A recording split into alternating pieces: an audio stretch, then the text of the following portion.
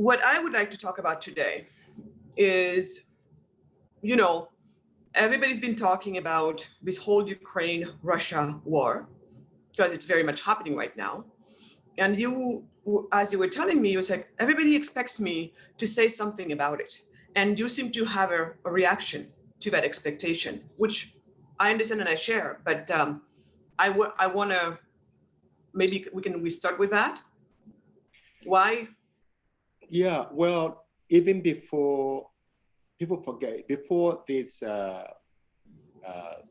Ukraine war started, there were some very smart voices here in the US and the Western world.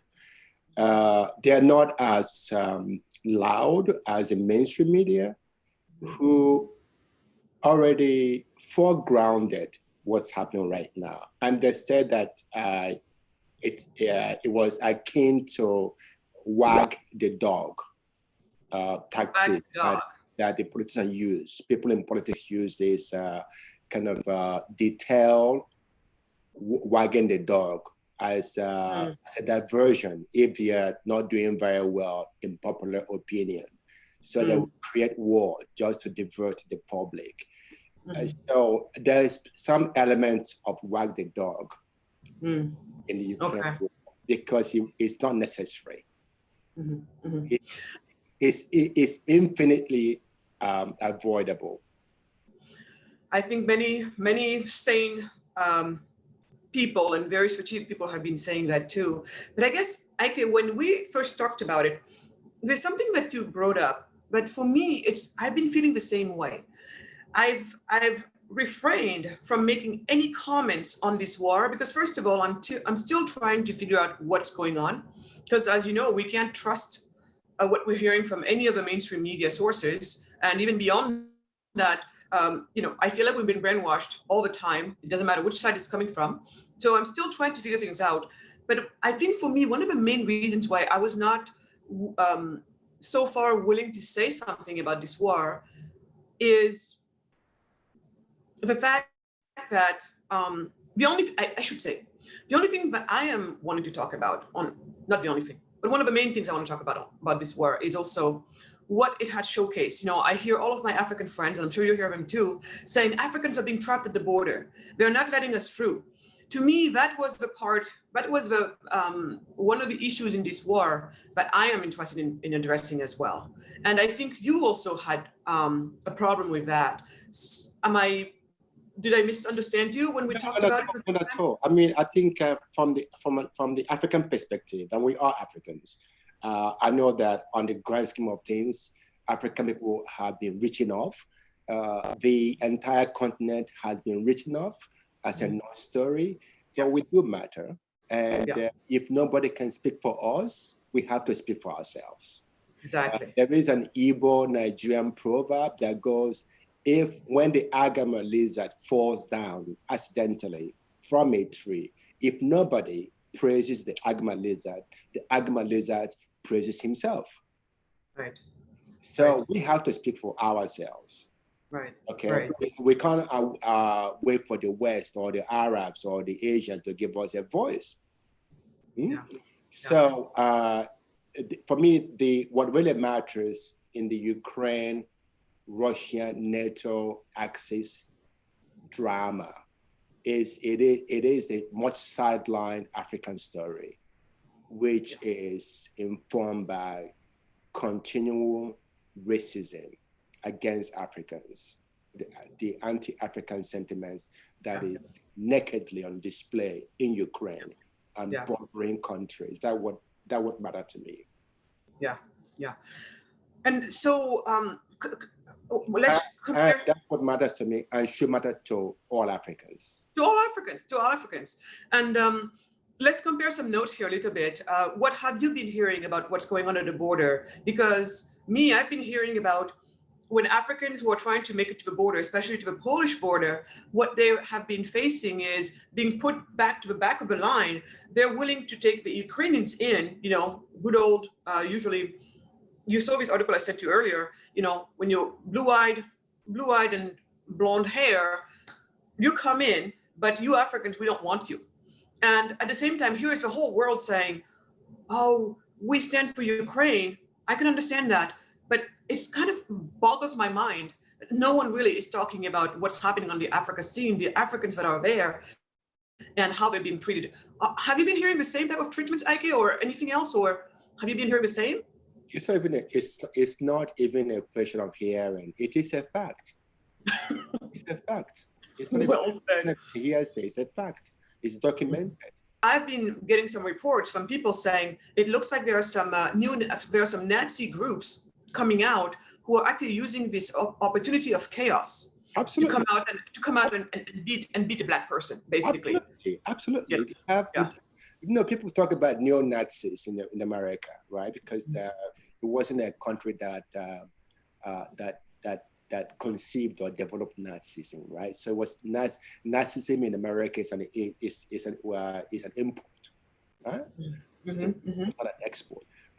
In Ukraine, it's not an import. Yeah. Okay. It was you know, it's like homegrown. Right. So and they're still there. So can you imagine how pissed off they have been all this time when things were normal? So this present situation is a wonderful opportunity for the Nazis to show Africans, you know, who they are, and to teach them a lesson so that they don't come back. I can talk a little bit more about that, because I know that oftentimes when I hear people say what you just said, to teach them a lesson so they don't come back. So Iké, should we Africans just give up our birthright as human beings to pretty much go wherever the heck we want to go in the world? So are we just giving up and saying, because Ukraine is not our country, we shouldn't go there, and leave the rest of the world to their racism, leave the rest of the world to their, I think I know exactly what you're talking about, but I want to put this in, because sometimes I'm just like, really, I mean, do we have to give up? I mean, the world belongs to all of us, and they come to our continent anytime they want. Why shouldn't the opposite be true? So, you know, there are scales. There is a hierarchy. There's a hierarchy of agencies that each society possesses. So somebody from Switzerland can travel to, say, Ukraine, you know, and they have the liberty to do so. But it's different for somebody like from Congo, who equally has the liberty to go anywhere they want to. But in terms of hierarchy of agencies, the Congolese person has a much lower agency and tolerance from the host countries than, say, a Swiss person, than, say, an European person or European-looking person.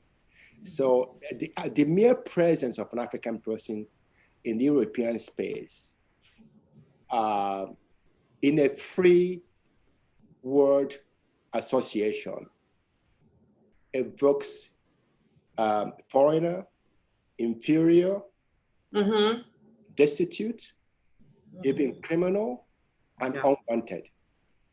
Just before you even speak up, even. Okay.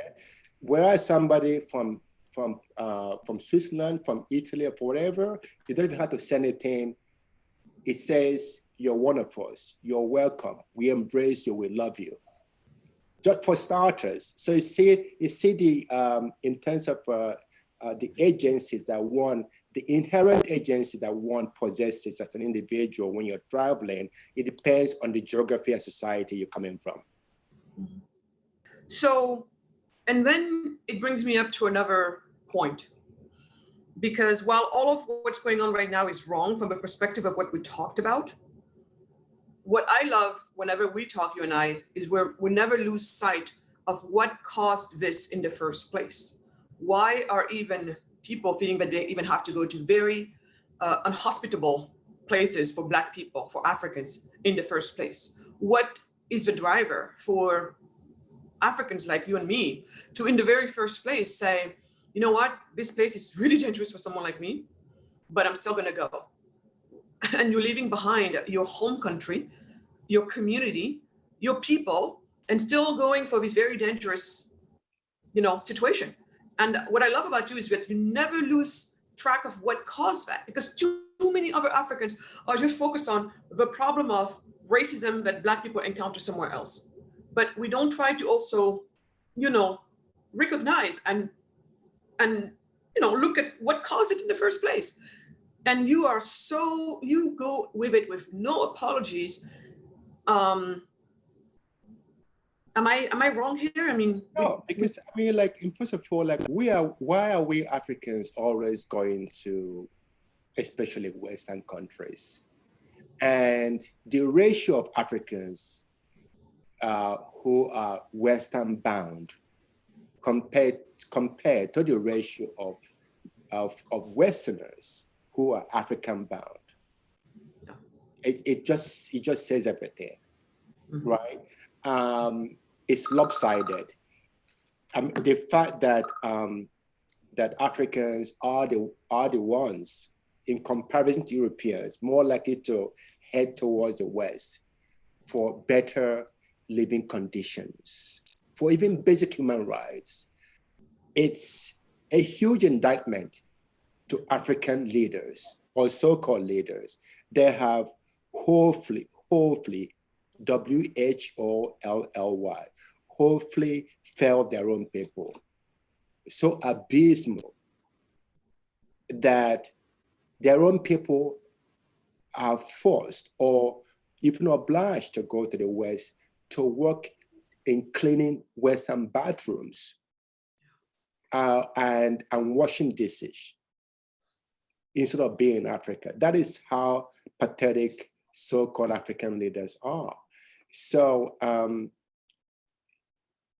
and one might even argue that the Europeans, you know, well in their position to not tolerate African presence in their societies.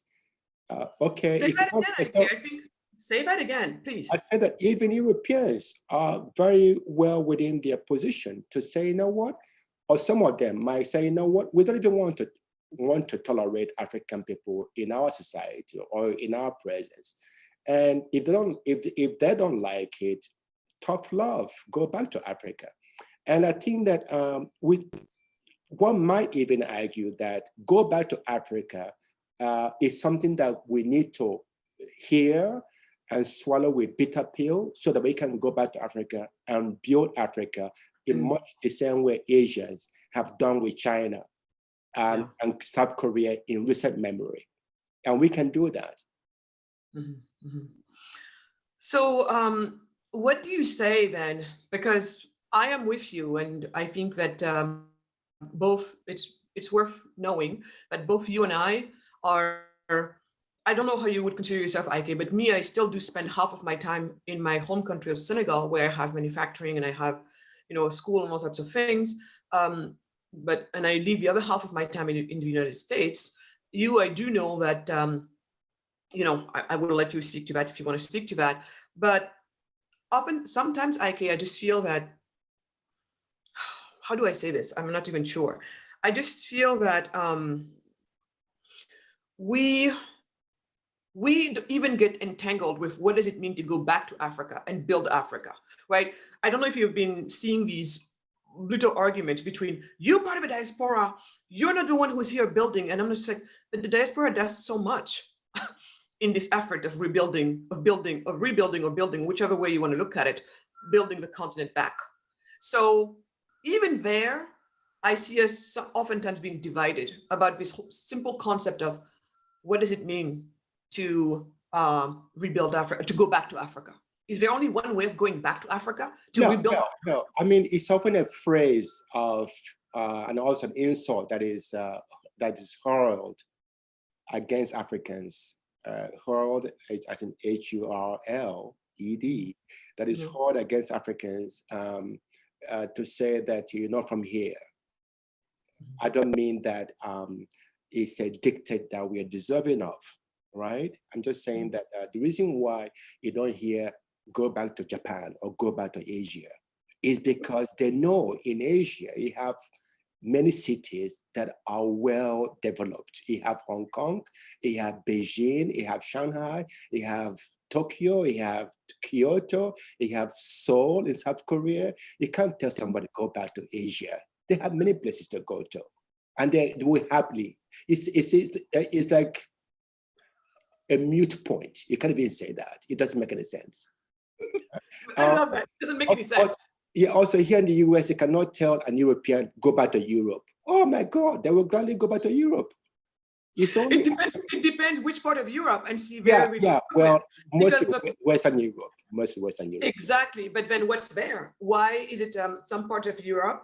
It's you'll never hear people say, go back to Germany, go back to France, go back to Italy, but you will hear, oh, go back to, I don't know, Czechoslovakia or places like that. Why do you think that's the case? Why do you think some places are desirable, so desirable, but it makes no sense to say, go back to, actually Europeans don't really, even when they said, go back to Poland or whatever, it's done in a very hushed tone or under their breath, because it does bring embarrassment to the Caucasian people anyway. So they don't do that in general. Say that. Say. It does. Now we're going to, okay, there's so much to unpack in some of these things, because first I wanted to hear why in your mind it would make no sense to say, go back to X place in Europe, but it would make sense to say, go back to X place, Y place in Europe. First of all, let's go there, and then I want to go back to what you said. Okay. So hold that thought. Very interesting. Okay, so simply saying go back to Europe, if somebody is a Caucasian person is here in the States, if you say go back to Europe, or go back to Poland, sorry, go back to Poland, go back to Czech Republic. Yeah. Granted, there is some argument to be made for the fact that the Czech is not quite like Paris, because when we talk about Europe, we mean France, we mean Italy. We don't mean quite the dark side of Europe, so to speak, do we? Mm-hmm. And polite society will say, of course, my dear, of course we don't mean. You know what we're talking about. When we say Europe, we mean us, right, in the West. So, but that even when they say go back to Poland, it's said in such hushed tone, and on almost like a murmur. It's hushed. It's said under people's breath, so they don't really hear it, because it brings a collective embarrassment as well to people that look like them. You can see that nakedly now. People are lamenting that why are we witnessing people that look like us with blonde hair and blue eyes being killed, regardless of the reason? You would never hear such sentiments from the West if this was going on in Yemen, in Congo, in Somalia, or Syria, or what have you. You don't hear that. And this is whether they are left-wing liberals or right-wing conservative. You don't hear such sentiments at all. Because after all, we are the others. We are the perpetual and the perennial others. Others, and O-T-H-E-R-S, the others. Very interesting. And then you were going back to, what were you saying when you were trying to talk about the Polish, they don't look like, you started that and I interrupted you so we could go back to this. Do you remember that track we were on? Yeah, I think maybe I may have, had restated it. The fact that it can't say go back to Poland or go back to Czech Republic because it would bring embarrassment to entire Caucasian talk about that. Yes, the whole, if you like, the whole white race, because after all, the Polish just as white as they come, for Christ's sake, even much whiter than Mediterranean, but the Italians maybe, than Spain or Italy or people from the Mediterranean area. Really. So don't go there. It's just like somebody, if you're African person, if you see anybody remotely that resembles an African person and they are criminals, it kind of brings some kind of shame to us collectively. And if they're very, very heroic, saying during the Olympics, every African take pride in that. You see, so just like a human instinct, really. It's not even really controversial. Interesting.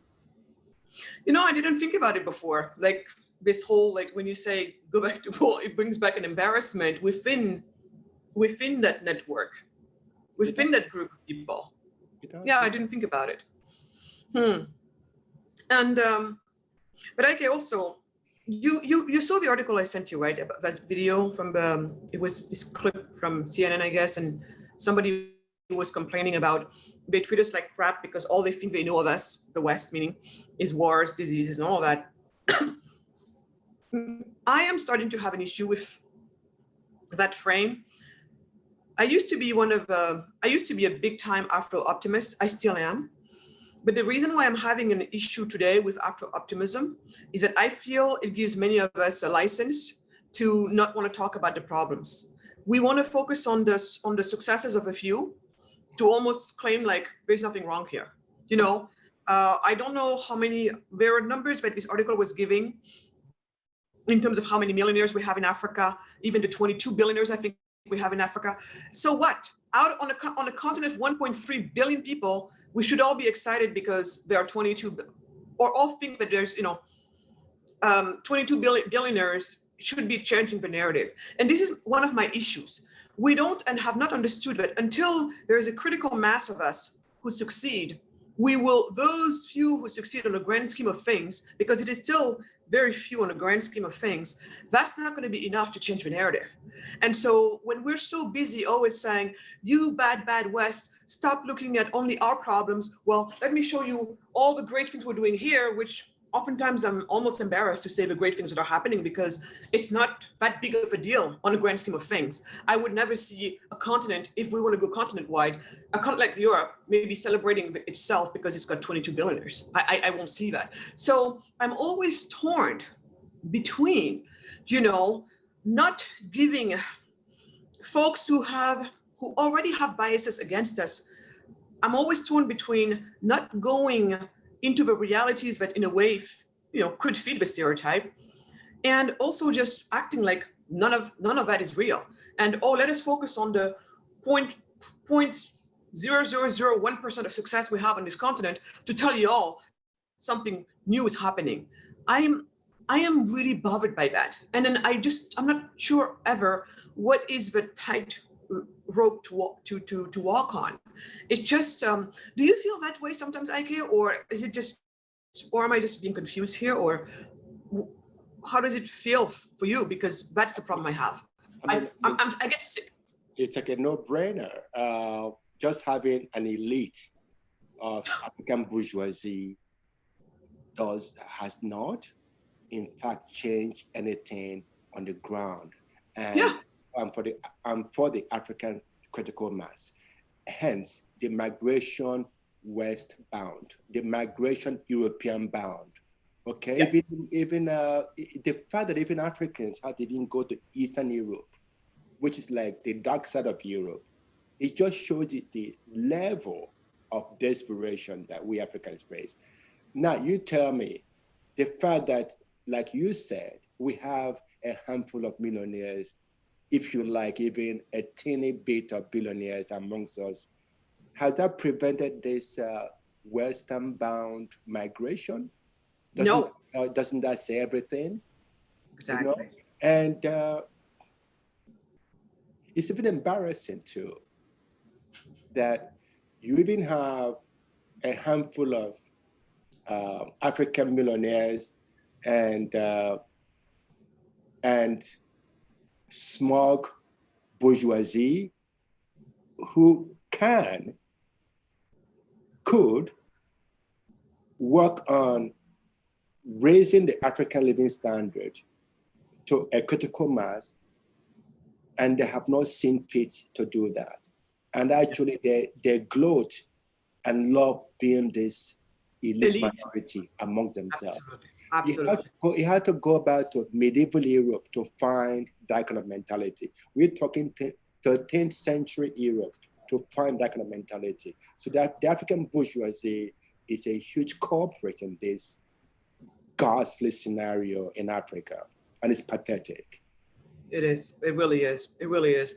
Well, it makes me feel better that, to hear this, because I oftentimes feel like I'm about to become schizophrenic, because on one end, of course, I am very proud of our continent, although we're not happy with what's going on in our continent. We are proud Africans, and but that means we want to see an Africa that is accomplishing its fullest potential. That's what, to me, being a proud African should be. But not just anytime somebody points at very real truths that are not so glamorous, it's true, real truths about your continent, all of a sudden, the first thing you do is like, well, you need to stop looking at us in this bad light. And, oh, didn't you see our billionaires over here? Didn't you see our tech companies here in Nigeria? And almost sometimes I want to say, even these tech companies, I think if I start here, we're not going to make it in the time we have today. We might want to leave that for next time. But this was a rather enlightening conversation as far as I'm concerned. I just love how, again, you are holding you're not holding back. I really appreciate that.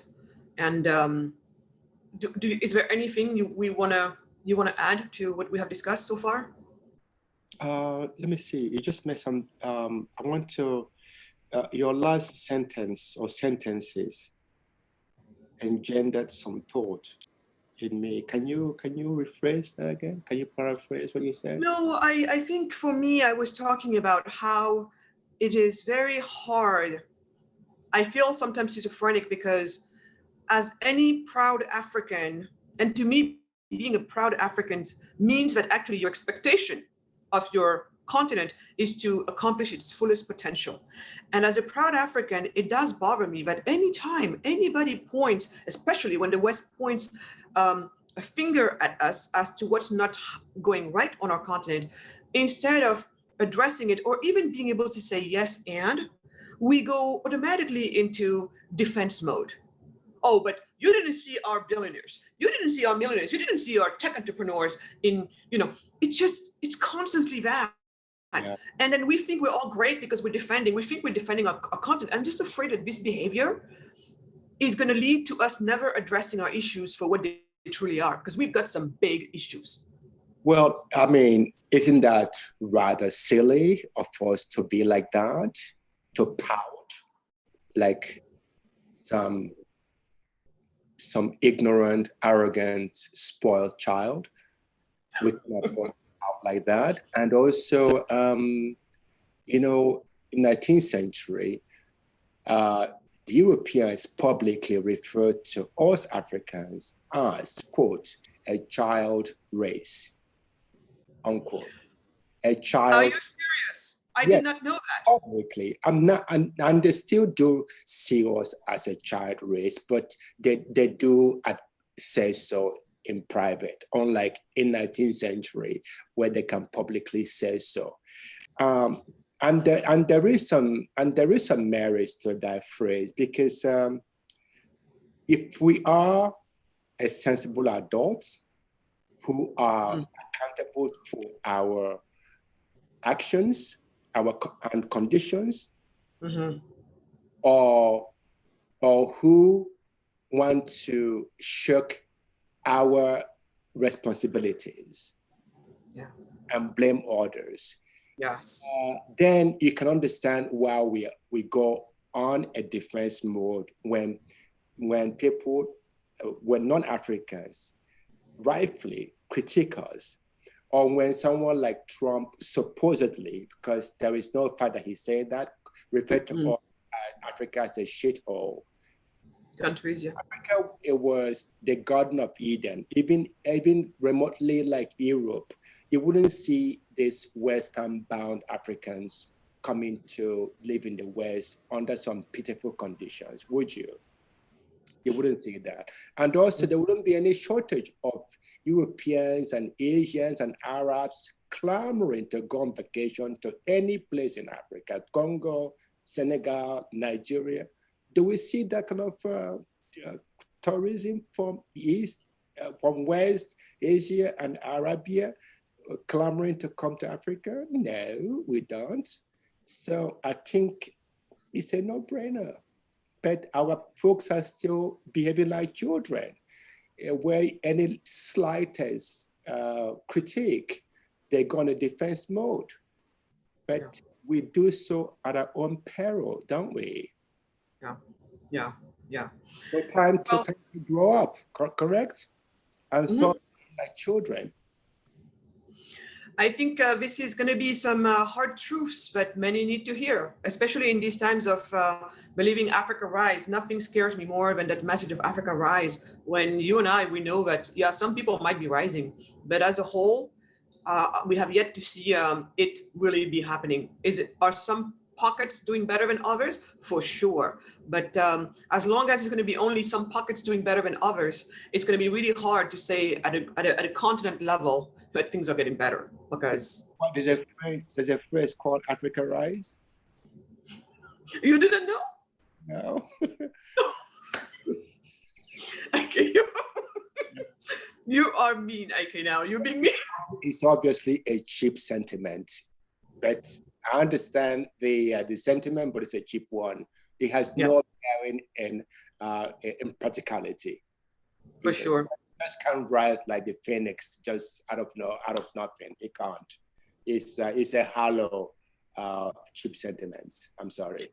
Well, Iké, as usual, this has been such a joy talking to you. The reason why I love talking to you, anytime there are issues going on, I'm pretty good at calling, and we have these long discussions like we just did today. And what I love is just like how, you have so much reference points in history and in modern and contemporary, days, as well as just, I love how blunt you are. Oftentimes I feel like I'm crazy for the way I feel about our continent and our people. And you're always so good at telling me that I'm not crazy, but this is really happening. And that it looks like our standards are so low, and we're always in defense mode, especially when, being legitimately criticized. And I always want to say, until and unless we manifest our potential continent-wide, there's no way the image of a people on this continent will ever change. People have to understand that. And that's one of the things I love about you, because you're one of the few that I have found who really truly feels that way. Understand that this image that the world has of us will change with a critical mass of us really rising, or it's never going to happen. And the few who make it, and there are definitely, they're never going to benefit from what comes with being a respected peoples that we should be. And so this, as again, all of that makes it always talking to you makes it. So all of this makes it that talking to you is always a pleasure as far as I'm concerned. And it always pumps me up, gives me more courage to keep going. And I'm hoping that the people who will listen to us will feel the same way and gain clarity, gain courage, and most importantly, be no more nonsense. And with that in mind, is there any parting words that you might have for us until next time? It's very simple. We Africans are largely accepting natural catastrophe or conditions. We are largely responsible for our conditions. We must grow up and be adults and take full responsibility for our conditions and our destiny. Nobody did that for Asians. Nobody did that for Europeans or the Arabians. They did that for themselves. So we have to pull ourselves by the bootstraps, regardless of the obstacles which exist, right? They do, yes. Both colonial and imperial interventions that are designed against us. I'm very aware of that. But regardless of that, we must, as adults and thinking people, do something to redeem ourselves, because nobody, it's not in the best interest of foreigners to do that for us. It's not going to happen. Okay. Very well put. So, very well put. Enough of the child race condition. So enough of being the child race. Let's be adult for once. Well put. we could not have better parting words. Thank you so much, Iké. I really appreciate it. It was fun. Thank you. Thank you. A pleasure. Until next time. Okay.